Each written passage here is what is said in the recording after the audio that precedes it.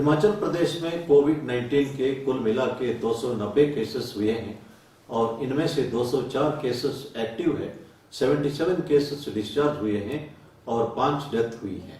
हमारा जो second battle का अधिकतर केसेस जो बाहरी राज्यों से हिमाचल आए हैं, ये कैरियर बन के आने की वजह से हुआ है और इनको क्वारंटाइन में रखा गया है, इसलिए ज्यादा चिंता करने की आवश्यकता नहीं है, लेकिन फिर भी हमें सतर्क रहने की आवश्यकता है। पूरे देश में 1,65,000 केसेस हुए हैं, 4,700 के आसपास डेथ हुए हैं और एक ही दिन में 7,500 के आसपास केसेस बढ़े हैं, लेकिन हमारा जो मॉर्टेलिटी रेट है वो 2.9% थोड़ा कम होते आ रहा है और डबलिंग रेट है, इसमें भी बढ़ोतरी हो रही है। ये स्थिति थोड़ा संतोषजनक है। तो पूरे विश्व में भारत का पोजीशन 9th पोजीशन है नंबर ऑफ केसेस के हिसाब से और 13th पोजीशन है नंबर ऑफ डेथ के हिसाब से। ये स्थिति थोड़ा सा संतोषजनक है, लेकिन हमें इस वक्त बहुत ही ज्यादा सतर्क रहने की आवश्यकता है। आज ही के दिन एडमंड हिलरी और तेंजिंग नॉर्गे माउंट एवरेस्ट चढ़े थे। इस एनिवर्सरी के अवसर पर उनकी एक बात हमें याद करने की आवश्यकता है। Mountain cannot grow but human beings can grow with discipline and dedication and confidence one can fight any kind of war. And Edmund Hillary इसी भावना के कारण से माउंट एवरेस्ट चढ़ने में कामयाबी हासिल की थी। कुछ एक घटना हमारे लिए बहुत अफसोस की बात है। बिलासपुर में एक कंडक्टर जो होम क्वारंटाइन में था, वो सरेआम बाजार में घूमते रहा और बाद में पॉजिटिव पाया गया। इस कारण से एंटायर एरिया को सील करना पड़ा। ये एक गैर जिम्मेदारान हरकतें हैं, इसके लिए मुकदमा दर्ज करना पड़ा। इसी तरह ऊना में एक बीडीओ जब मौके पे किसी व्यक्ति को मास्क पहनने के लिए कहा तो उसके ऊपर बदतमीजी से पेश आए, जिस कारण मुकदमा दर्ज करना पड़ा। इसी तरह बद्दी में एक लेडी यूपी से आई थी और किसी को नहीं बताई थी, वो बाद में पॉजिटिव पाई गई थी। इस तरह का हरकतें हमारे लिए बहुत महंगा पड़ सकता है और खास तौर पर जो ट्रक ड्राइवर्स, कंडक्टर्स बाहरी राज्यों से एसेंशियल कमोडिटी सप्लाई के लिए हिमाचल आते हैं, उन्हें बहुत ही सतर्क रहने की आवश्यकता है। घर के अंदर भी सोशल डिस्टेंसिंग बनाए रखने की आवश्यकता है। मास्क पहनना, हैंड वॉश करना, सोशल डिस्टेंसिंग मेंटेन करना उनके लिए ज्यादा आवश्यक है। अगर हम सब मिलके एक दूसरे का मदद करें, इस लड़ाई का सामना कर सकते हैं। मैं चाहता हूं कि सभी लोग सही ढंग से मास्क पहने पब्लिक प्लेसेस में, ऑफिसेस में, और आरोग्य सेतु ऐप डाउनलोड करें और उसका सही ढंग से इस्तेमाल करें और सोशल डिस्टेंसिंग मेंटेन करें और लगातार हैंड वॉश करते रहे। और कोई भी क्वारंटाइन जंपिंग का सूचना अगर आपके पास है तो तुरंत एडमिनिस्ट्रेशन को दे। अगर ये सब काम हम करते रहे तो इस कोविड-19 को हम सामना कर सकते हैं।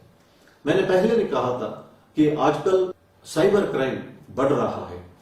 कुछ एक लिंक्स भेजा जाता है जिसमें लिखा जाता है कि कोविड-19 आपके एरिया के बारे में अगर आप जानना चाहते हैं, इस लिंक को क्लिक करें। और अगर आप लिंक को क्लिक करते हैं, आपका पर्सनल डाटा सारा चले जाता है। बहुत सारे तरीके हैं जिससे साइबर क्राइम बढ़ रहा है। हमें बहुत ही ज्यादा सतर्क रहने की आवश्यकता है। मैं एक बात स्पष्ट रूप से कहना चाहता हूं, जब हम चाहते हैं कि समाज सुरक्षित रहे तो हम व्यक्तिगत तौर पर भी सुरक्षित रह सकते हैं। हमेशा हमें समाज के बारे में सोचना चाहिए। सरकारी नौकरी हो या प्राइवेट नौकरी हो, हमें समाज के लिए कुछ ना कुछ योगदान करते रहना चाहिए। लेकिन अधिकतर लोग जो है अपना व्यक्तिगत समस्या में उलझे रहे हैं और वो सोचते हैं कि हमारा व्यक्तिगत समस्या खत्म होते ही समाज के लिए कुछ करेंगे। ये इस तरह की बात है जो समुद्र में नहाना चाहता है only when the waves stop, वो दिन वो संभव नहीं है। इसलिए हम कभी अपना अपॉर्चुनिटी और समय को वेस्ट नहीं करना चाहिए। अगर हम जब रिटायर होते हैं तो हमें एक तसल्ली मिलना चाहिए कि लोग हमारे लिए किस बात का याद करते हैं, इसके बारे में हमें सोचना चाहिए। अल्फ्रेड नोबेल, जिन्होंने नोबेल प्राइज का स्थापना की थी, उन्होंने अर्ली मॉर्निंग एक स्वप्न देखते हैं और उसमें उनकी मृत्यु होती है। एक दो अखबार में लिखा होता है Alfred Nobel is no more, inventor of dynamite dies, और थोड़ी देर में आंख खुल जाती है, वे खुश हो जाते हैं कि वे जिंदा है। फिर वो सोचने लगते हैं कि एक दिन मैंने मरना ही है, मेरे पास इतना धन दौलत है, मैं कुछ ऐसा काम करूं और लोग सदियों तक मुझे याद करें।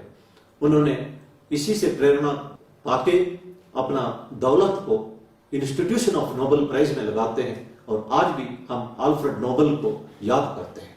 लेकिन एक सेंस ऑफ कमिटमेंट हमें आजकल बहुत कम देखने को मिल रहा है।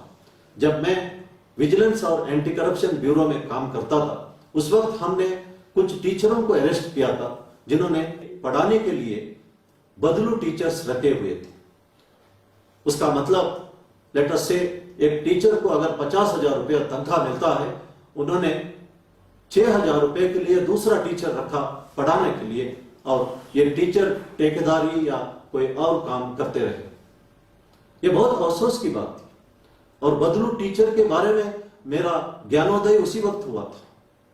मैं तमाम टीचरों को, चाहे प्राइमरी स्कूल हो, हाई स्कूल हो, कॉलेज हो, यूनिवर्सिटी के प्रोफेसर्स हो, इनके लिए एक एग्जाम्पल दोहराना चाहता हूं। डॉक्टर अब्दुल कलाम जी जब भारत के राष्ट्रपति थे, उन्होंने शिमला का विजिट किया था। उस वक्त वे बच्चों को संबोधित करते थे और एक लड़की ने उनसे पूछा कि how to get happiness and contentment in life. Doctor Kalam ने जवाब दिया है कि happiness and contentment will come with commitment to one's profession. उन्होंने एक एग्जाम्पल दिया। उनके एक टीचर होते थे शिव सुब्रमण्यम अय्यर, सिंपल लिविंग था उनका, लेकिन पढ़ाई में पूरा ध्यान देते थे, मेहनत करते थे। जब स्कूल का रिजल्ट अच्छा होता था या किसी भी स्टूडेंट जिंदगी में कुछ हासिल करता था, उसी से वो खुश रहते थे। डॉक्टर कलाम ने कहा, इस वक्त मैं भारत के राष्ट्रपति हूं, मेरे साथ पूरा थामझाम है, फिर भी मेरे वे टीचर मेरे से ज्यादा खुश रहते थे। मेरे ख्याल में इससे बेहतर कोई एग्जाम्पल हम दे नहीं सकते। इसीलिए कहा जाता है वर्क इज वर्शिप। जो वर्शिप से हमें जो ग्रेस मिलता है, अगर सिंसियरली काम करने से वो ग्रेस मिल सकता है और हम एक तृप्ति लाइफ में पा सकते हैं। इसलिए मैं कहता हूं हमारा जो भी प्रोफेशन है, पूरा डेडिकेशन से हमें काम करना चाहिए। हमेशा हम पूरा दुनिया को बदलने के बारे में सोचना नहीं चाहिए। कोई भी दुनिया को बदल नहीं सकता except the person who has made this world. सिर्फ भगवान ही दुनिया को बदल सकता है। हम अपना लिमिटेड स्फीयर ऑफ एक्टिविटी में जो कुछ कर सकते हैं वो करना चाहिए। एक टीचर चाहे 5 स्टूडेंट्स या 10 स्टूडेंट्स का जिंदगी बदल सकता है, वो करना चाहिए। अगर हम कुछ लोगों को मदद कर सकते हैं, करना चाहिए। दुनिया के बारे में सोचने की आवश्यकता नहीं है। समुद्र के किनारे पे स्टार फिशेस आते थे। एक व्यक्ति उन स्टार फिशेस को उठा के वापस समुद्र फेंकता था। दूसरे ने पूछा, यहां हजारों हैं, माइल्स टुगेदर है, आप कितना फेंकोगे? उसने ये जवाब दिया कि अभी समुद्र का जो टाइड है रिसीड हो रहा है। एक स्टारफिश को उसने उठाया, अगर मैं इसको फेंकता नहीं हूं तो ये पानी के लिए तड़पेगा और मरेगा, और वो फेंकता है और कहता है कि it will make difference to this particular starfish. ये हमारी एटीट्यूड होना चाहिए। Let it be one individual, few individuals, हमारा योगदान होना चाहिए। और मैं कहता हूं कि चाहे स्वीपर्स हो, आशा वर्कर्स हो, हेल्थ वर्कर्स हो, डॉक्टर्स हो, नर्सेस हो, पुलिसमैन हो, होमगार्ड हो, हर एक का योगदान श्रेष्ठ होता है, उसको हमें सम्मान करना चाहिए। दिल्ली में एक कांस्टेबल अपना नाइट पेट्रोलिंग ड्यूटी सिंसियरली कर रहा था। उस वक्त तंदूर के बाहर थोड़ा सा बाल देखा उसने। He climbed up and pulled the hair and a small piece of skull came and that's how entire tandoor murder case was worked out. ये उसका योगदान है, अप्रिशिएबल है। इसलिए किसी का भी योगदान कभी छोटा नहीं होता या बड़ा नहीं होता। हमें किसी भी नौकरी हो, डेडिकेटेड होके काम करना चाहिए। भारतीय पुलिस का इमेज बहुत सुधारा है। हम अगर 20वीं शताब्दी देखें, हिंदी फिल्म्स में पुलिस को एक मजाकिया तौर पर दिखाया जाता था। आज लोग उन फिल्म्स को देखना पसंद करते हैं जहां पुलिस अफसर को एक जांबाज के तौर पर, एक सिंघम के तौर पर, एक ऑनेस्ट पुलिस अफसर के तौर पर दिखाया जाता है। इसीलिए फिल्म प्रोड्यूसर्स भी आजकल ऐसे फिल्म बनाने लगे हैं जहां पे जांबाज ऑफिसर्स को दिखाते हैं। उन्होंने समझ लिया है कि लोग इसको देखने पसंद करते हैं और पुलिस कभी क्रिटिसिज्म से घबराता नहीं है। क्रिटिसिज्म से हम अपने आप को इंप्रूव कर सकते हैं। Otherwise we will be like a rusted iron. Gold shines more when it is hammered, the sandalwood gives more fragrance when it is rubbed. The Indian police has shined today. जब भारत के प्रधानमंत्री जी ने स्वयं कहा है कि भारतीय पुलिस का इमेज इस वक्त बदला हुआ है, यह बहुत संतोषजनक स्थिति है। मैं इस वक्त कंक्लूड करते वक्त 4 बातें कहना चाहता हूं। पहला, वर्क इज वर्शिप।